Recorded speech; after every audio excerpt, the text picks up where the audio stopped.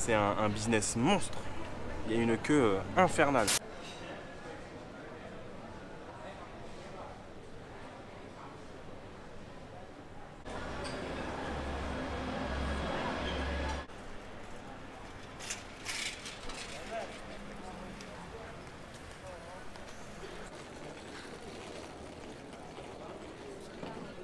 Buongiorno les amis, j'espère que vous allez bien. Nouvelle journée, nouvelle aventure, nouveau vlog. Très heureux de vous retrouver après l'aventure Turquie, ici à Florence, en Toscane, en Italie, chez les champions d'Europe en titre.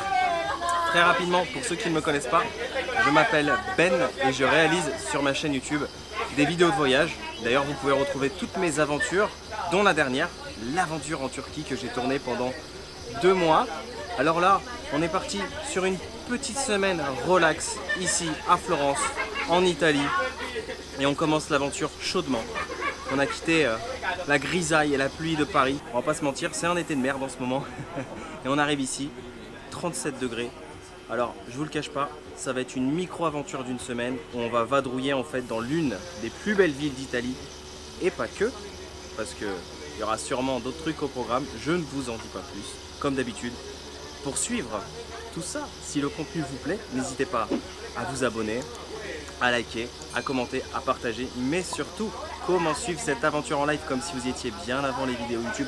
C'est comme ça que ça se passe toujours. C'est sur mon compte Instagram, Ben & Co. Voilà, j'ai mon téléphone tous les jours avec moi et je poste du contenu varié en direct, des stories, des photos. Ça vient compléter, alimenter le contenu YouTube. Donc voilà, je suis très content d'être ici en Italie. Ça fait très longtemps que je ne suis pas venu en Italie.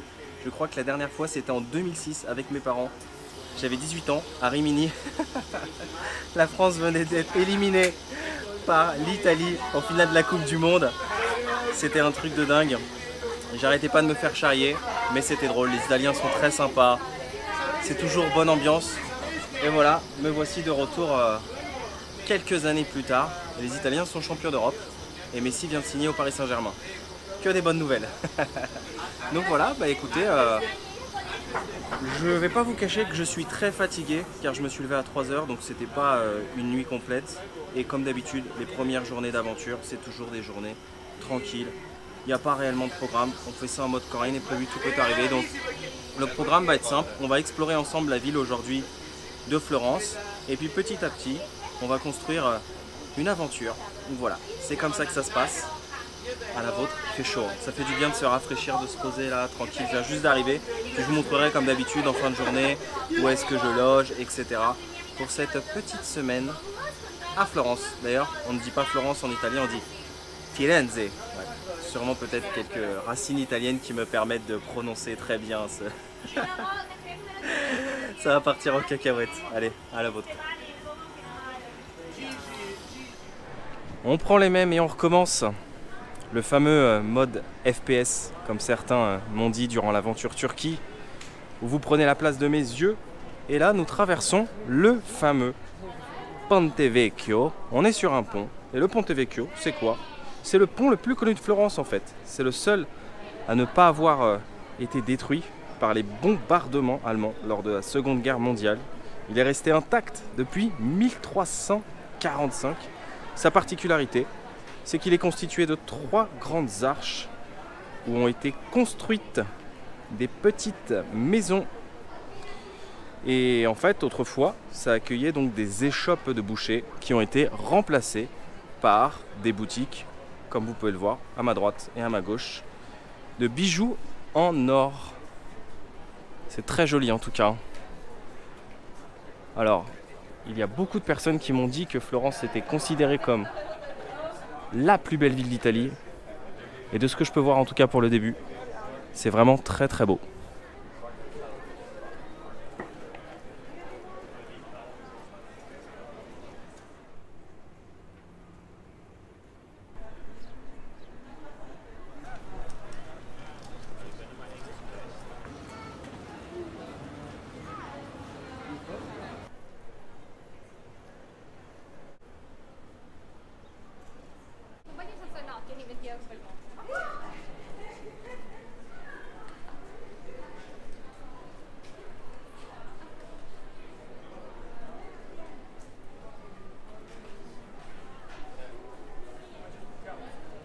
Bon, et bah là j'ai atterri dans une rue où apparemment ce sont les meilleurs sandwichs de Florence. Il y a 3 boutiques qui s'appellent Al Autentico Vinalo. Hop, il y en a une ici. Est-ce que vous voyez en fait tout ça là? Tout ça? Oui, tout ça. C'est la queue pour commander un sandwich. Et ben on va voir si c'est... Oh là là, un tuk-tuk italien. Si c'est à la hauteur et ben, de leur réputation. La boss. Boss. Grazie. Sempre senza basilico. Ok signori, prossimo. Hola chicos. Allez, c'est parti à l'attaque pour tester ce meilleur sandwich de Florence selon les dires. On dirait un peu du pain marocain. Alors, normalement la spécialité c'est de le prendre avec du prosciutto, du jambon italien. Moi j'ai pris une version végétarienne. Alors, je suis pas sûr que ce soit aussi bon malheureusement. Mais ce que je peux vous dire c'est que ça sent très très bon. On est assis ici, à l'arrache, à la Wallegay de Bistufly, voilà. Parce qu'il n'y a pas d'endroit et tout le monde mange un petit peu comme ça ici. Voilà, on est tous assis un peu à l'arrache. Et voilà, il est 16 h, je tiens à préciser. Mais comme je vous dis tout le temps, en voyage, il n'y a pas d'heure pour manger. Le goûter devient le déjeuner.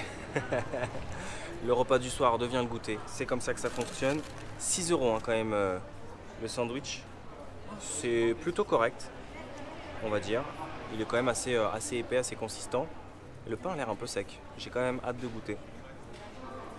Ça sent super bon. Alors, je sais pas quel fromage ils ont utilisé, mais ça sent vraiment bon. Il y a une sorte de...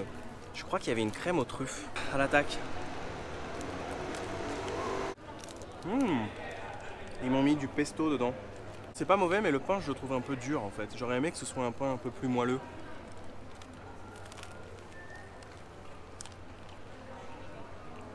Il y a une bonne base de crème à l'intérieur avec des champignons et tout. Non, franchement, c'est pas mal.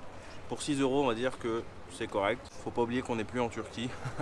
C'est terminé les kebabs à 2 €. On va dire que ça reste vraiment correct pour de la street food italienne. Et c'était blindé. Hein. C'est un business monstre.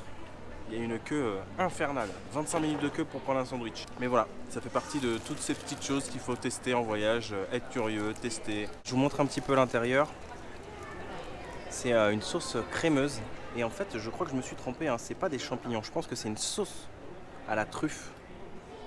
C'est pour ça qu'il sent très bon. Avec des aubergines à l'intérieur et un peu de pesto.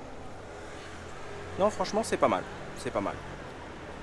Mais de là à dire que c'est le meilleur sandwich de Florence, ou du moins que j'aurais goûté de ma vie, ça non, je pense pas. Bilan des courses pour ce sandwich typique de Florence. Je peux vous dire un truc, c'est qu'ils sont paradins sur la sauce. Hein. Ça dégouline de partout. Je m'en mettais partout sur la barbe. En fait, je pense que ce qui fait sa plus-value, c'est pour tous les sandwichs en fait, qui sont concoctés à base de jambon, typique à mon avis du coin. Un petit peu comme en Espagne avec les fameuses jamoneria. Et puis là, on a une sauce qui est quand même aux truffes. Et je pense que c'est ça qui fait à mon avis la particularité et la spécialité de ce sandwich. Après, moi, je le trouve un peu trop dur. Ça fait mal aux dents hein, à la fin.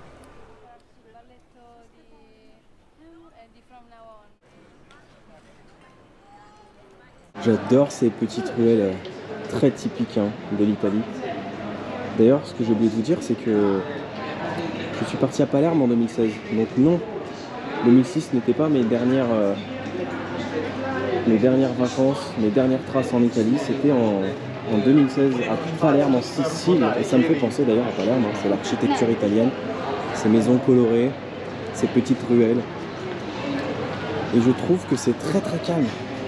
On est en plein mois d'août. Alors il y a beaucoup de touristes, bien évidemment. Mais je trouve que c'est calme.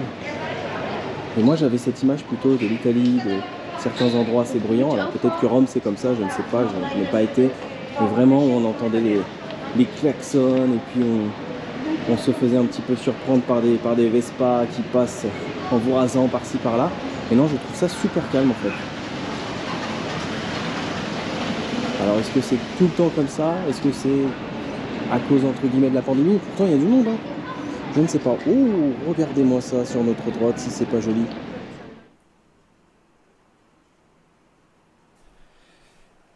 Et ben voilà, fin de journée, fin de cet épisode, de ce premier épisode ici, en Italie, à Florence, avec un bon petit café à l'italienne fait maison. Alors, ça a été une très petite journée aujourd'hui.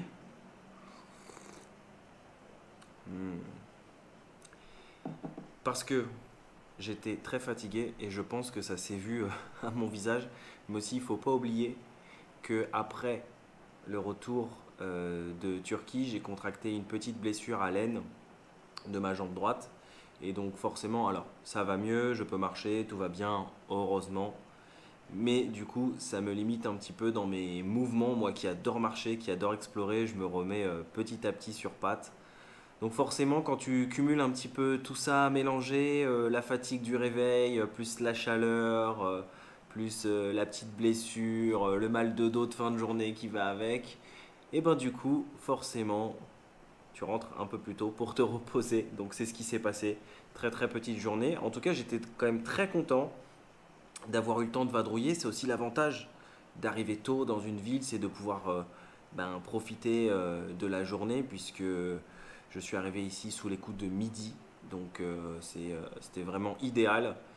Et puis voilà, de ce que j'ai vu en tout cas, ça me plaît beaucoup. Je trouve la ville très jolie et je comprends pourquoi maintenant nombreuses personnes parmi vous m'ont dit que c'était une très belle ville. Et ce n'est pas fini parce que ce n'est que le début. Je pense qu'aujourd'hui on n'a vu qu'un aperçu. Pour les sandwichs, qu'est-ce que j'en ai pensé? Je pense que c'était bon, mais peut-être un peu surcoté de là avoir des queues remplies comme ça, quoi, comme si c'était des supporters qui venaient au Parc des Princes pour acheter le maillot de Lionel Messi. Je dis ça parce que j'ai vu ça à l'instant sur internet, c'est ouf.